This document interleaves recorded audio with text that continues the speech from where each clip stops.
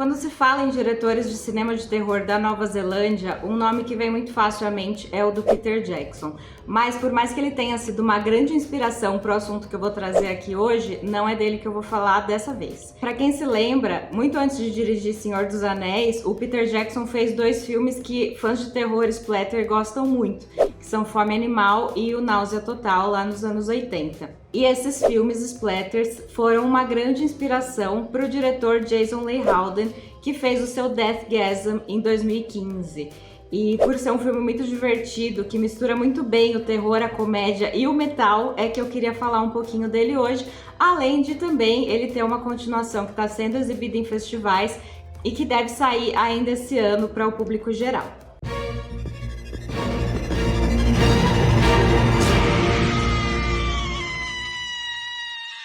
Então, para quem não faz ideia do que eu tô falando, Deathgasm é um filme que tem um plot até muito comum sobre um adolescente deslocado na escola. Ele é um cara que gosta muito de metal, que tem amigos que gostam muito de RPG, e ele sofre bullying, então, do primo. Ele mora com tios muito religiosos, e ele conhece um outro cara, o Zack, numa loja de vinil. Inclusive, o vinil é parte muito presente nesse filme, né? A mídia física sempre bem-vinda. Mas eles se conhecem, eles acabam formando uma banda de metal e eles ensaiam na garagem do tio do Brody, que é esse nosso protagonista. Mas essa duplinha, então, vai encontrar páginas de uma partitura que, se tocada, despertaria um demônio que acabaria com o nosso planeta. É isso que eles acabam fazendo, né? Então é uma história muito comum, essa coisa do outcast, né? Que acaba se tornando um herói ali de alguma forma, mas ao invés do tradicional Necronomicon, o livro, né, que esses adolescentes vão ler para despertar algum mal, no caso é uma partitura de metal que é claro que eles vão tocar e é claro que eles vão liberar demônios. Então, nessa cidadezinha neozelandesa, uma cidadezinha bem suburbana, assim, cheia de casinhas bonitinhas, habitada, claro, por muitas pessoas de bem. Então, a graça do Deathgasm é justamente inserir o metal nessa história que a gente já viu em diferentes filmes de terror, além de o fato de o Jason Leigh Howden ser uma pessoa que trabalhou muito já com efeitos especiais e ele prioriza muito os efeitos práticos.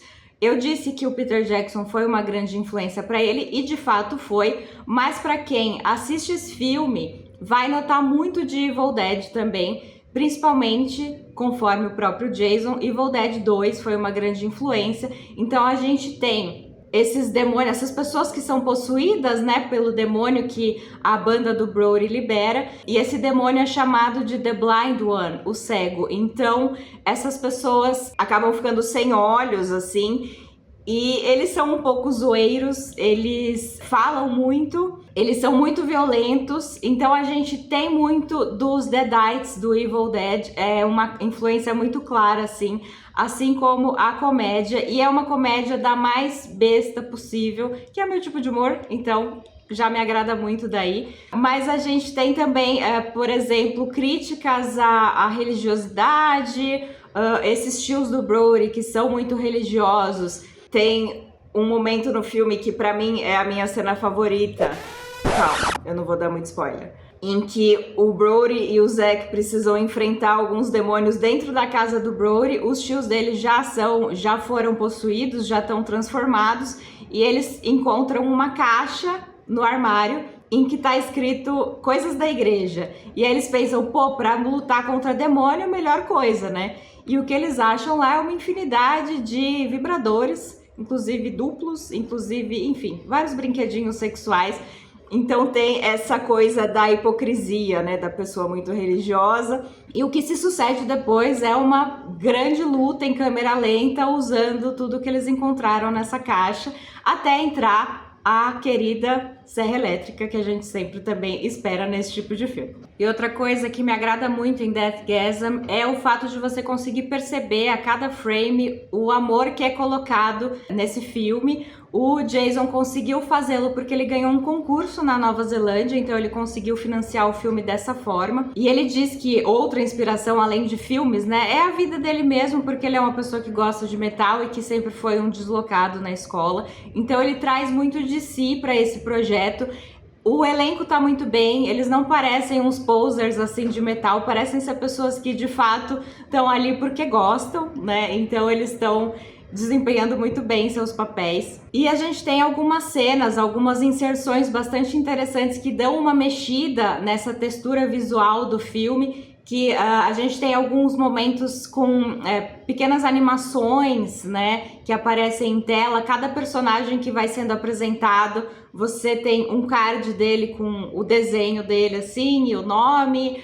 Quando eles estão decidindo o nome da banda, que é a banda Deathgasm, né, os nomes que eles vão pensando vão pulando assim na tela. E tem algumas inserções que acabam sendo muito engraçadas também. Por exemplo, esse sentimento do que é ouvir o metal. Então a gente tem um momento ali em que o Brody sente isso, e a gente tem essa imagem que vem direto de uma capa de LP de metal dos anos 80, com direito à espadinha, cabelos voando, uma pessoa tocando guitarra em cima de uma montanha, perto do mar, enfim, super caricato, mas super coerente. E a Medina, que é a colega de classe por quem o Brody tá apaixonado, também tem esse momento. Ela é uma patricinha, loirinha, assim, super menininha, né? Mas no momento em que ela ouve o metal, ela tem esse mesmo efeito e essa mesma visão fantástica sobre a música, com cabelos esvoaçantes, enfim, é incrível. Então esse filme é todo composto de momentos assim que vão agradar com certeza tanto a quem gosta do metal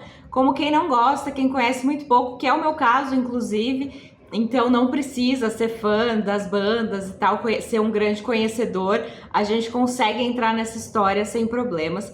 Eu acho que a parte mais fraca do filme acaba sendo o final. É um final meio Friendship Never Ends, assim, uma luta que acaba não sendo o clímax do filme, né? Essa luta dos vibradores que eu mencionei acontece antes, então ele dá uma caída assim nesse final, mas nada que estrague a experiência de assistir a um filme tão divertido até ali. E como eu disse, a gente tem uma sequência que já tá vindo, que foi financiada através de financiamento coletivo. O Jason conseguiu financiar essa sequência que ele tinha anunciado logo depois do lançamento do primeiro.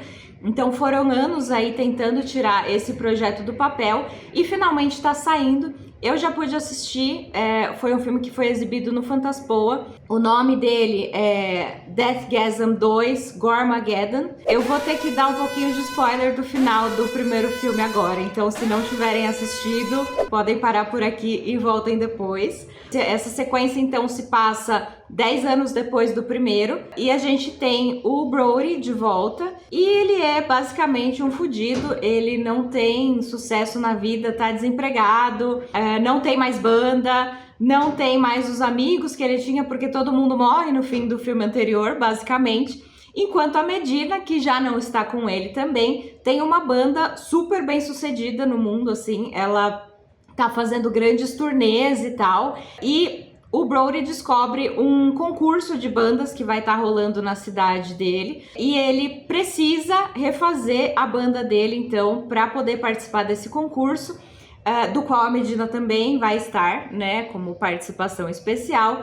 E claro que a melhor forma de trazer essa banda de volta, então, é ressuscitando os colegas dele que faleceram no filme anterior. Se no primeiro filme a gente teve demônios, nessa sequência o que a gente tem são zumbis, inclusive um Zack zumbi e um Dion zumbi. O Giles milagrosamente sobreviveu ao final do filme anterior, por mais que a gente não tenha visto isso, né? Então essa é a forma dele de remontar essa banda. Mas esses personagens que retornam, eu achei que eles estão um pouco descaracterizados em comparação ao que eles eram no filme anterior. Claramente o Jason continua priorizando os efeitos práticos, mas claramente também tinha menos dinheiro para esse, então a maquiagem no primeiro, que era tão incrível, nesse já é bem mais humilde.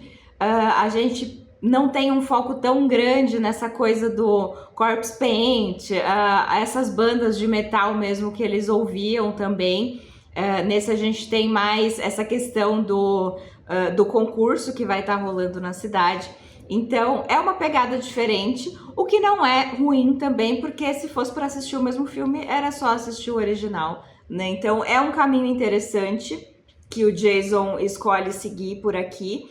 Mas o Deathgasm de 2015 ainda é uma obra bem superior, mas essa continuação com certeza vai ser um brilhozinho assim para fãs do filme original que estavam esperando por essa sequência há tanto tempo. Como adendo também, a gente tem um Kickstarter rolando, né, outro financiamento coletivo rolando, chamado Deathgasm 1.5, porque o Jason, junto com outras pessoas, estão preparando quadrinhos e um joguinho de videogame também, baseados em Deathgasm. Com várias participações especiais, inclusive de bandas, assim como o War, a Samara Weaving, que é uma atriz que participou do Guns Akimbo, que é outro filme do Jason Leigh Howden, vai aparecer como participação especial no jogo também. Então é um projeto que ainda tá rolando, esse ainda tá em financiamento, mas deve ser mais um adendo que vai vir por aí para quem gosta de Deathgasm num futuro próximo. Então, quem não conhece, eu deixo de recomendação. É um filme muito divertido e é um filme que agrada muito, sim, a quem gosta de terror, principalmente nessa comédia splatter, cheia de gore, cheia de efeitos práticos. Então, assistam e me contem nos comentários o que vocês acham dessa agora franquia. Até a próxima!